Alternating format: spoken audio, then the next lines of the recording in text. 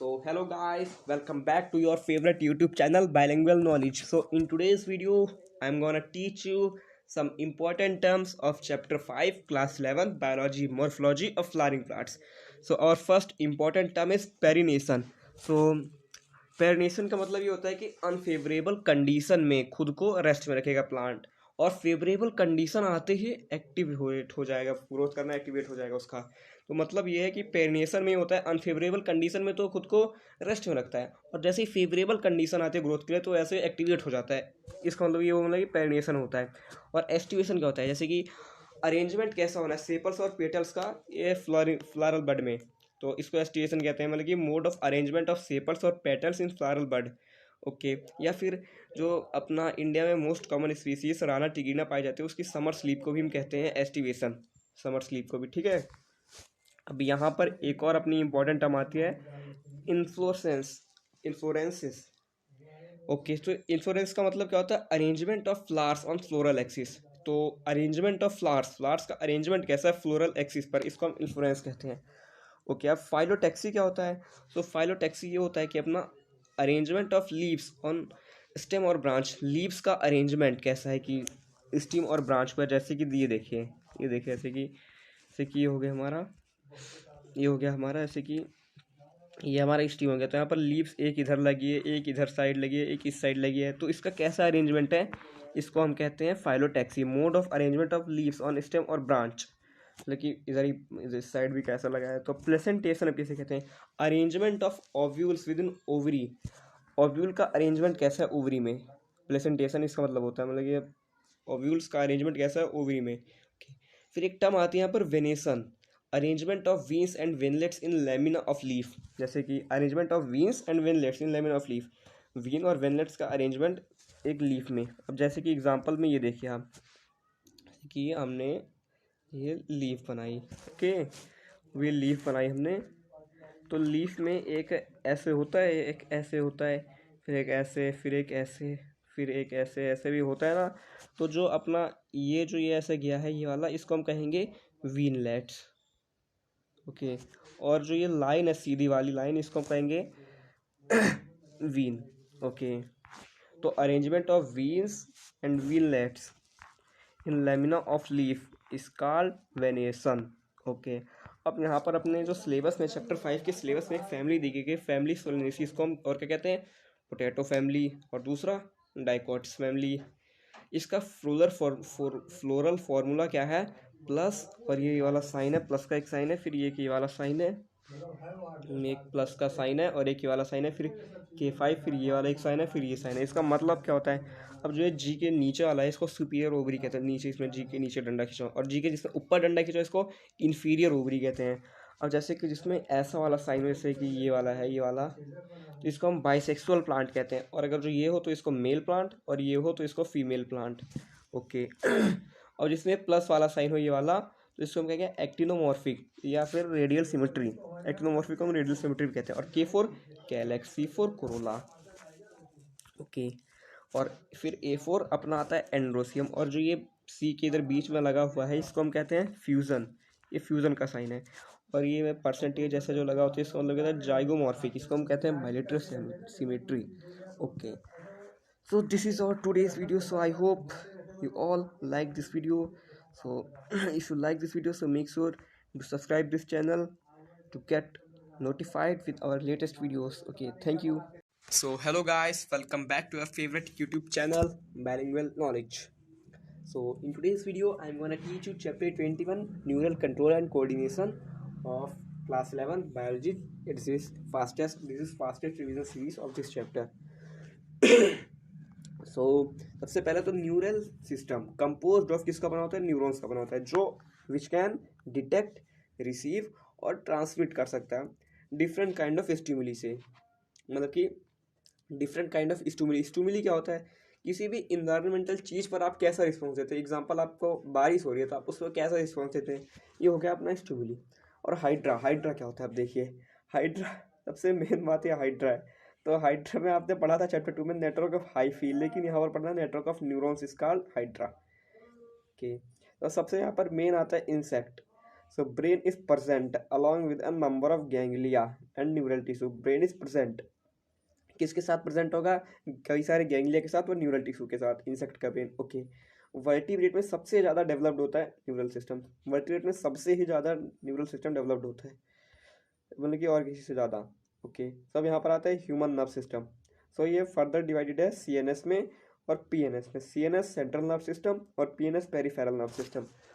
और सीएनएस भी further divided है ब्रेन और स्पाइनल कॉर्ड, मतलब कि इसको हम लिख सकते हैं CNS is equal to brain plus spinal cord.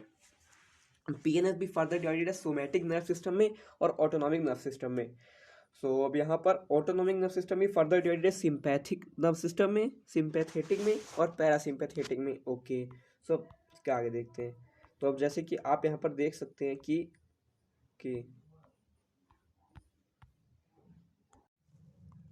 Okay, सो अब हम यहाँ पर पढ़ेंगे जैसे कि स्पाइनल कॉर्ड को और सीएनएस सिस्टम को थोड़ा समझने के लिए, सीएनएस और पीएनएस को थोड़ा समझने के लिए पढ़ेंगे। जैसे कि मान लिया यहाँ पर ये ब्रेन है, ठीक है अपना, ये आपका ब्रेन है, ठीक है, और ये पूरा एक स्पाइनल कॉर्ड है, ठीक है, ये स्पाइनल कॉर्ड है। तो ये मतलब स्पाइनल कॉर्ड से ये कनेक्ट होता है एसएनएस सोमैटिक नर्व सिस्टम के द्वारा, स्केलेटल मसल के द्वारा। मतलब सोमैटिक नर्व सिस्टम से किससे कनेक्ट होता है? सोमैटिक नर्व सिस्टम से कनेक्ट किससे होता है? स्केलेटल मसल के द्वारा। ओके, एफरेंट फाइबर ले जाता है और इफरेंट फाइबर ले आता है, ठीक है। और यहाँ पर जो इसके नीचे वाला पार्ट है, नीचे वाला, ये स्पाइनल कॉर्ड से किससे कनेक्ट होता है? स्मूथ मसल या फिर इन्वॉल्यूंटरी ऑर्गन से, ऑटोनॉमिक नर्व सिस्टम से के द्वारा कनेक्ट होता है इन सब से। सो अब हम यहाँ पर बात करेंगे कि एफरेंट फाइबर ले जाता है और इफरेंट फाइबर ले आता है। इसको ये पूरा एग्जांपल है सीएनएस का और ये पीएनएस का। ओके, तो अब यहाँ पर हम बात करते हैं एक्सॉन्स की। एक्सॉन्स में दो पार्ट्स है, माइलिनेटेड और नॉन माइलिनेटेड। सो माइलिनेटेड क्या होता है? इसमें स्वान सेल फॉर्म करते हैं माइलिन सीट को, स्वान सेल इसमें फॉर्म करते हैं माइलिन सीट को, उसको माइलिनेटेड बोलते हैं। और नॉन माइलिनेटेड इसको बोलते हैं जिसमें स्वान सेल फॉर्म नहीं करते माइलिन सीट को। फिगर 21.1 जिसको आप देख सकते हैं इसको समझने के लिए और डीपली। सो अब यहाँ पर आता है न्यूरॉन्स। तो न्यूरॉन्स 3 कैटेगरीज में डिवाइडेड है, मल्टीपोलर, बाइपोलर और यूनिपोलर। तो मल्टीपोलर सबसे बड़ा होता है, बाइपोलर उससे छोटा, यूनिपोलर सबसे छोटा। तो मल्टीपोलर में एक एक्सॉन आता है या और दो से ज़्यादा डेंड्राइट आ जाते हैं, और इसमें एक एक्सॉन इससे भी आता है और एक ही डेंड्राइट लेकिन आता है। ओके, बाइपोलर में। और यूनिपोलर में केवल एक ही एक्सॉन आ पाता है, डेंड्राइट कुछ आ ही नहीं पाते, एक ही एक्सॉन आता है, डेंड्राइट नहीं आ पाती इसमें। ओके, सो अब माई एलिनेटेड नर्व फाइबर और non myelinated nerve fibre. माई एलिनेटेड नर्व फाइबर सीएनएस का है, मतलब कि सीएनएस से मिलता है। ओके, सो और ये व्हाइट कलर में होता है myelinated nerve fibre. Okay, और non myelinated nerve fibre grey colour का होता है, और ये सीएनएस और पीएनएस का होता, मतलब कि सीएनएस प्लस पीएनएस होता है इसमें, ठीक है। सीएनएस और पीएनएस इसके पार्ट होते हैं। ऑफ साइनेप्सिस, ओ सॉरी, पहले सेल, उसको हम सेरिब्रम की बात करेंगे। तो सेरिब्रम जो दिमाग में होता है, इसको मतलब कि ये डब्ल्यू से होता है अपना ये वाइट मैटर, ओके, और जी से होता है ग्रे मैटर। तो इसके अंदर वाला वाइट मैटर होता है और बाहर वाला ग्रे मैटर होता है, डॉट डॉट डॉट इसमें लगे इसलिए। ओके, ये सेरिब्रम होता है, सेरिब्रम का है। और ये होता है अपना स्पाइनल कॉर्ड। तो स्पाइनल कॉर्ड में अंदर वाला ग्रे मैटर होता है जी वाला, और बाहर वाला वाइट मैटर। ओके, अब सेल बॉडीज तो सीएनएस की न्यूक्लाई होती है और पीएनएस की पेरिफेरल नर्व सिस्टम की गैंग्लिया होती है। और नर्व फाइबर सीएनएस में ट्रैक्ट होता है और पीएनएस में नर्व होता है। साइनेप्सिस को हम फर्दर दो कैटेगरी में डिवाइड करते हैं, तो इलेक्ट्रिकल और एक केमिकल। कि इलेक्ट्रिकल में pre and post synaptic neuron आते हैं, ये सब क्लोज होते हैं। Pre and post synaptic neuron आते हैं इलेक्ट्रिकल में, pre and post synaptic neuron आते हैं, वेरी क्लोज होते हैं इलेक्ट्रिकल वाले। और केमिकल वाले में pre and post synaptic neuron आते हैं, pre and post synaptic neuron उसमें भी आते थे और इसमें भी आते हैं, लेकिन ये सेपरेट होते हैं। VGC का मतलब क्या होता है? Voltage gated channel, voltage gated channel, VGC voltage gated channel. Okay, इसको याद रख लेना, बहुत काम आएगा। अब जैसे कि हमने ये मतलब कि एक्सॉन का फिगर बना दिया, मतलब कि पोलराइज्ड स्टेट का, मतलब कि रेस्टिंग स्टेट है। देखो इसमें Na के पंप होता है। ओके, अब यहाँ पर होता है VGC सॉरी, और यहाँ पर होता है NaVGC। और इसमें बाहर लगे होते हैं Na+, 3 Na+ बाहर लगे होते हैं। ओके, सो अब इसमें अंदर होते हैं 2 K+, ठीक है। तो ये अपना रेस्टिंग स्टेट है, ये एक्सॉन का फिगर है और ये रेस्टिंग स्टेट है। पोलराइज्ड स्टेट को हम रेस्टिंग स्टेट भी बोलते हैं। अब मल्टीपोलर सेरिब्रल कॉर्टेक्स का है, बाइपोलर रेटिना ऑफ आई है, यूनिपोलर एम्ब्रायोनिक टिश्यू होता है। ओके, सो अब यहाँ पर हम आगे बात करेंगे कि डीपोलराइजेशन किसे कहते हैं। तो देखिए डीपोलराइजेशन किसे कहते हैं, जैसे कि Na पंप है और NaVGC है और NaVGC है, तो बाहर 3 Na होंगे, इधर भी एक Na इधर भी Na, ये तो Na है ही, तो यहाँ पर 3 Na होंगे, तो ये रेस्टिंग स्टेट होगा और अंदर 2K+ होंगे, एक इधर एक इधर। तो अगर जो ये दोनों Na जो इधर वाले लगे थे ये अंदर आ गए और K+ साइड हो गए, क्योंकि Na आ गए, एक दूसरा K+ इधर था और ये इधर से इधर चला गया क्योंकि Na आ गए इधर, तो इसको हम बोलेंगे डीपोलराइजेशन। अभी रेस्टिंग स्टेट में नहीं बचा, ये एक्सॉन के अंदर आ गए, ठीक है, K+, वो सॉरी Na+। तो अब ये डीपोलराइजेशन हो गया। और रीपोलराइजेशन किसे कहते हैं, जैसे कि ये Na पंप है, ये भी है, ये भी है और ये भी है, और यहाँ पर 3 Na होते हैं, एक Na एक Na एक Na, तो यहाँ पर 2K+, एक K+, तो यहाँ के दोनों K+ इधर चले गए, इधर चले गए, और यहाँ के दोनों। सो रिपोलराइजेशन में क्या होता है, यहाँ पर एक Na होता है, यहाँ पर Na, एक यहाँ पर Na, 3 Na होते हैं, तो दोनों के Na यहाँ पर आएगा और नीचे जो K+ होते हैं और वो K+ यहाँ चले गए, ऐसे आपने देखा, और Na यहाँ पर आ गया, तो इसको रिपोलराइजेशन कहते हैं। अब देखिए ये एक अपना फिगर है, ये एक अपने बुक में फिगर दिया गया है, फिगर के।